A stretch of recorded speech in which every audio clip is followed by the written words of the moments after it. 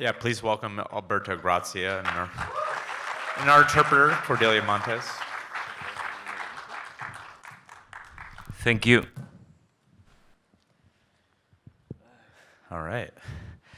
I was thinking during the film it might make sense to begin with Ferrol, where the film is set, and yeah, I guess I'd be curious to know about your relationship with the city in Galicia, and the decision to set the film there, shoot there, etc.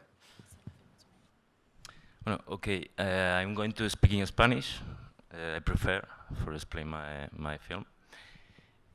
Bueno, yo nací en Ferrol, por lo tanto es una ciudad que conozco muy bien. Hace ya 46 años que nací allí.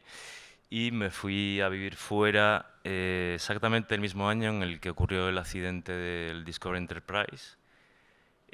Por lo tanto, hace ya 26 años de esto.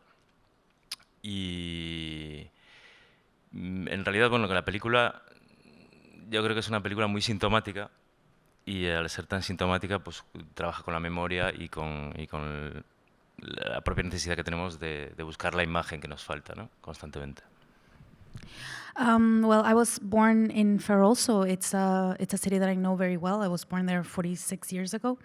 And I left the same year that the incident with the Discovery Enterprise took place. That was 26 years ago. And the film is a very symptomatic film, so it deals a lot with memory and what we look for there. Y bueno, la premisa primera, para hablar de Ferrol, yo creo que es una sensación que tuve al volver, ¿no? Con la muerte de mi padre, pues tuve que volver al pueblo y mi sensación primera pues fue una sensación muy melancólica, ¿no? Muy relacionada con lo visual. And the premise of the film, it really had to do with the sensation that I had coming back to Ferrol after the death of my father, and that was a very melancholic sensation, and that's where the start of the idea came about. Y sin alargarme mucho, yo creo que llega a una conclusión muy clara, que es que no es lo mismo ver sin ver que no ver viendo. Son dos formas de ceguera muy, muy diferentes que creo que explora la película de alguna forma. And I arrived at the conclusion that there's two very different things between not seeing because you're not looking and not being able to actually see. Those are the two conclusions of it without getting too much into it. Yeah. And then, yeah, I mean, given this, given this sort of this element of kind of memory work that the film, it sounds like it entails, and given the film's like heavy and very striking use of like ellipsis and so on, I'm very curious to hear from you a bit about the writing process and what if any script for the film, like what that looked like, and sort of what the process was for you of writing a film which has two parallel sort of narrative tracks and this element of memory, and then also this element of leaving things out deliberately. Sí. Fíjate, yo lo veo como una película realista, compleja pero realista, es decir, no es un esfuerzo complementario el que he hecho al escribir el guión. Había un guión, de hecho el guión es exactamente lo que se ha rodado. Lo único que se han, capado algunas secuencias enteras, pero lo que está ahí montado estaba escrito de forma lineal. Yo trato de ser, siempre que escribo, fiel a mi día a día, a mi percepción real de mi día a día. Es decir, para mí el realismo ocurre en varios lugares al mismo tiempo, ¿no? Ocurre en mi teléfono, ocurre fuera de mi casa, ocurre dentro de mi casa, ocurre dentro de mi cuerpo y ocurre fuera de mi cuerpo. Y creo que la relación, que es algo que explora la película, entre mis sentimientos y lo objetivamente real, es un punto intermedio que no tiene nada que ver con el signo, con lo que significa, sino más bien con la imagen, ¿no? Digamos que la imagen no es un signo, aunque nosotros nos empeñemos en descifrarla y decir, esto significa, esta imagen va antes de esta otra porque significa esto otro, ¿no? Cuando realmente la imagen no significa.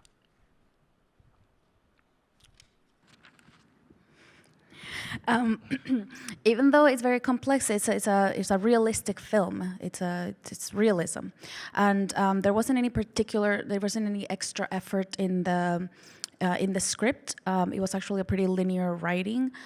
There were some things that I cut, but everything that you see in the film was in the original script. I try to be loyal to my everyday perceptions. For me, realism happens inside and outside of my house. It happens inside and outside of my body. And the relationship between what I feel on the inside and what is happening on the outside, those images, I don't think that an image signifies everything. Many times we look at an image and we're trying to give it meaning, and an image doesn't signify anything. Yo creo que es esto que estaba diciendo ahora se pone muy en evidencia cuando no sabemos quién es el verdadero personaje de la película, ¿no? Si es él o es Ferrol. No sabemos si es el entorno o es el propio personaje. Y yo creo que al poner al principio de la película al personaje en un croma, ¿no? Un croma que es todo sin ningún fondo, esa especie de programa que es al mismo tiempo un concurso para ganar dinero y un programa de telerrealidad, porque es el que conoce todo el mundo en España, ¿no? el que está ahí porque repite y repite y repite y repite el programa, igual que los síntomas, igual que los recuerdos. Juego con esto, ¿no? O sea, en realidad, si te fijas en Ferrol, no sale ningún ferrolano, más allá de esas representaciones teatrales que son esas personas grabadas muy de cerca, para generar esa sensación de extrañeza, ¿no?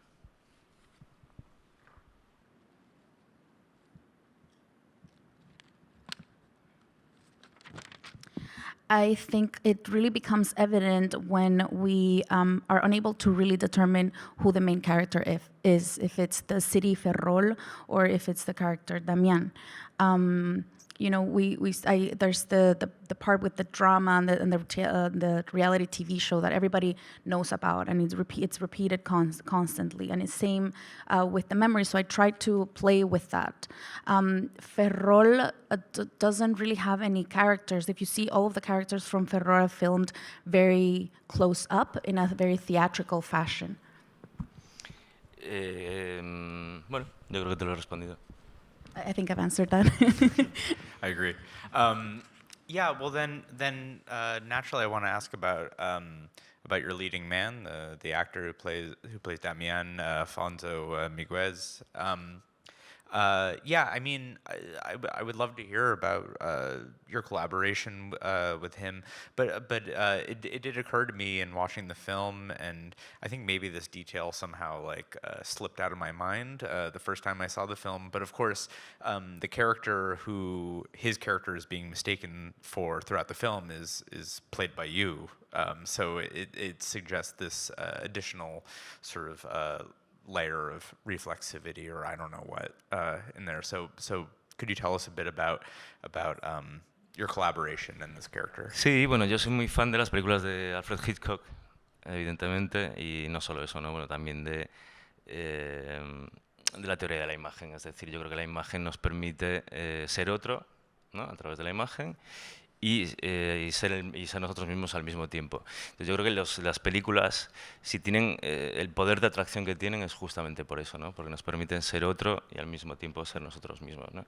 Entonces el juego con la identidad y con la imagen, al mismo tiempo que llevarlo de una forma grotesca a lo literal, me hacía mucha coña, mucha gracia y me apetecía hacerlo. Yo creo que está bastante conseguido. Se acaba convirtiendo en esa otra persona que soy yo, el director de la película, ¿no? Yo creo que hay mucha gracia en eso.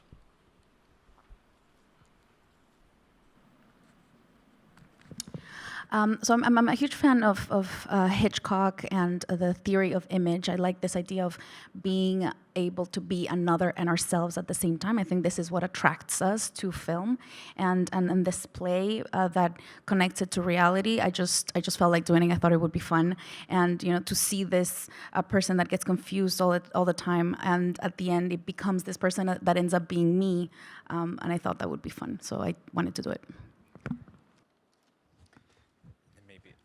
Maybe your collaboration with Alfonso.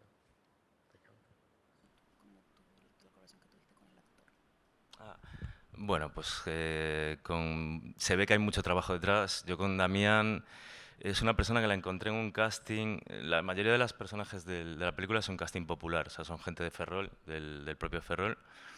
Pero en el caso de Damián es un actor profesional.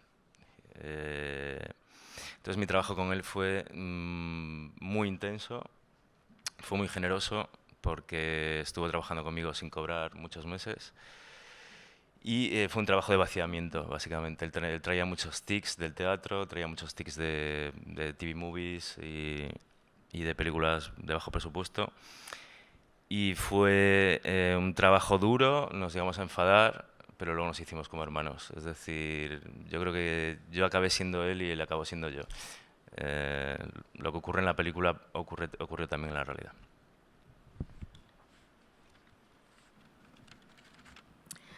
There was a lot of work behind the scenes for sure. You know, the casting, it was a popular casting with people from Ferrol, but with Damián, he's actually a professional actor.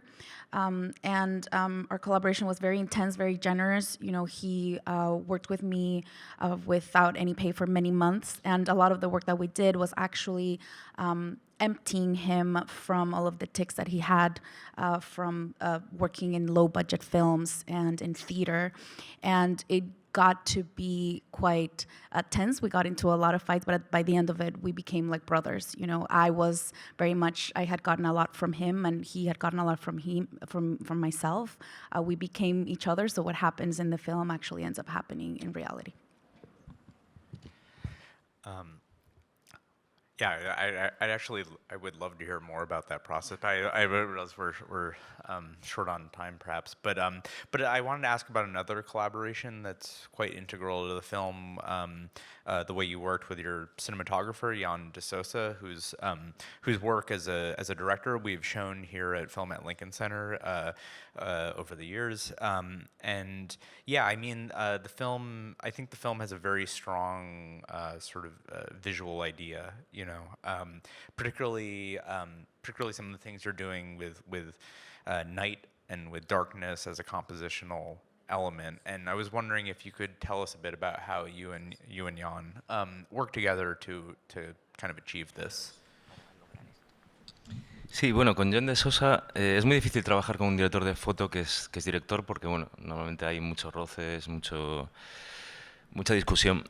De todas formas, había algo que a él le motivaba mucho a hacer conmigo, que a mí me gusta mover la cámara, básicamente, y la mayoría de los directores de cine independiente utilizan planos muy estáticos, ¿no? Básicamente porque no tienen maquinaria, por lo general, ni traveling, ni grúas, ni tampoco mucha imaginación. Y le motiva mucho trabajar conmigo porque a mí me gusta mover la cámara, ¿no? Y sobre todo hacer cosas que son prohibidas académicamente hablando, como por ejemplo cambiar el punto de vista, como hice en una de las secuencias, cuando aparece el chico este muerto. Y ese tipo de locuras, entre comillas, que otros directores no hacen. Entonces, bueno, entre él y yo... Tú dime que me pare cuando quieras, ¿eh? It can be difficult. He was my director of photography, and it can be difficult to work with a director of photography that is also a director. I like to move the camera, and in a lot of independent films, they focus more on these aesthetic shots. You know, they don't have a lot of machinery and not a lot of imagination either. I like to move the camera, so he liked that I was able to work outside the box, outside of what is academically correct. For example, with the, we did that shift with the point of view, when the dead guy shows up. En definitiva, que nada, muy bien con Jan de Sosa.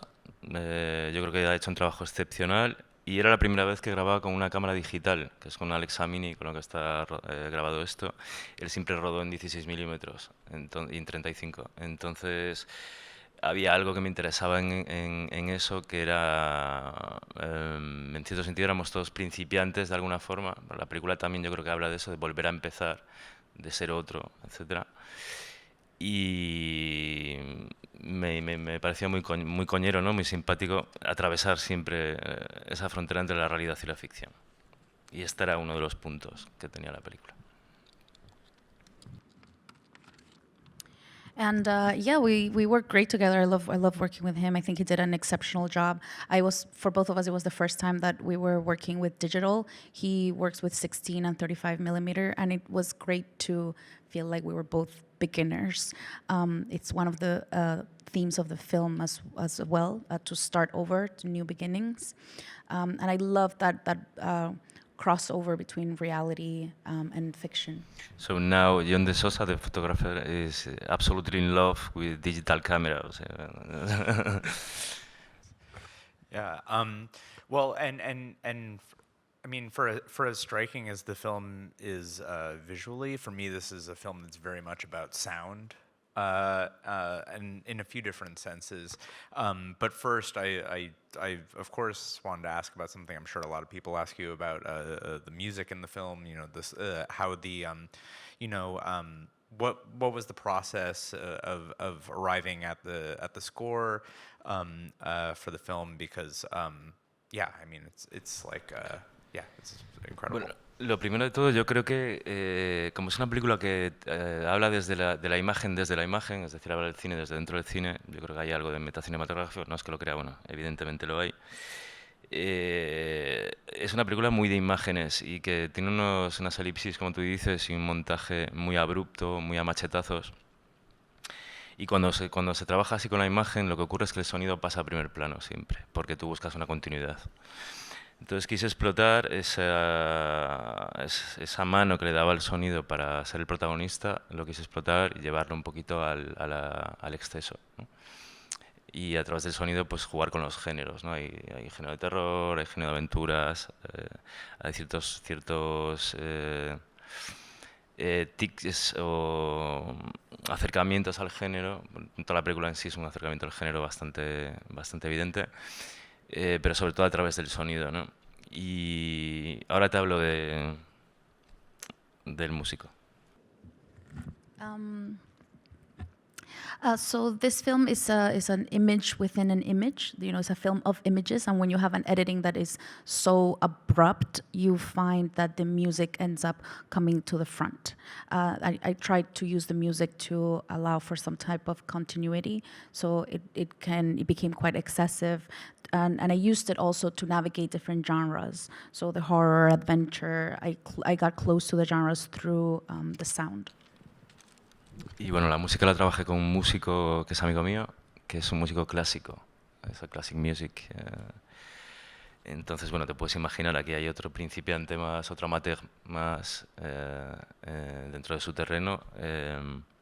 Y trabajamos básicamente pues muy unidos y pues mandándole ejemplos de películas que me gustaban, sobre todo películas de los años 70. Y de los años 80, que trabajan con el sinte analógico al principio y después los primeros digitales, el techno de los 90, y bueno, diferentes músicas que este músico pues realmente nunca ha escuchado y nunca ha experimentado con ellas, ni nada. Entonces, bueno, quería hacer este juego a ver qué ocurría, ¿no? Y yo creo que ha hecho un trabajo excelente. Es un trabajo excelente, yo creo, el que ha hecho. I actually worked with a friend of mine, and his focus is really classical music, so yet another beginner outside of his comfort zone. So we worked, the way that we worked was I would send him samples of music from films from the 70s, the 80s, synth, tech from the 90s. So we were experimenting a lot. I think he did a fantastic job. He did an excellent job. All right, why don't we'll see if the audience has any questions. If you have a question, just raise your hand and we'll bring you a microphone. Anyone? If not, I can continue for one more question. Hold on. Thank you. Can you mention some of the influences like that you were looking at from the 70s and the movies that you felt that show up a little bit in your film? Okay, for people in the back who couldn't hear, it's a question about influences, I think specifically films of the 70s, 80s that... Sí, te vas a asombrar porque realmente, bueno, yo soy más lector que cinéfilo. aunque haya visto muchísimas películas en mi vida, hubo un momento que las abandoné porque me estaban invadiendo la imaginación de una forma a lo mejor demasiado bestia, y las dejé un poco de lado y me puse a... abandoné un poco los ojos y cerré un poco los ojos y me puse a leer, ¿no? Entonces, te vas a asombrar porque mis referencias son prácticamente todas de los años 70, también 80 con Michael Mann, pero son prácticamente todas de los años 70, de esa época en la que el cine se permitía ser absolutamente libre, ¿no? O sea, el último gran reducto del cine singular, ¿no? Entonces, esa es la gran influencia mía. De hecho, en los créditos lo digo, por el cine de los años 70, que nos dio principios cuando solo había finales, ¿no?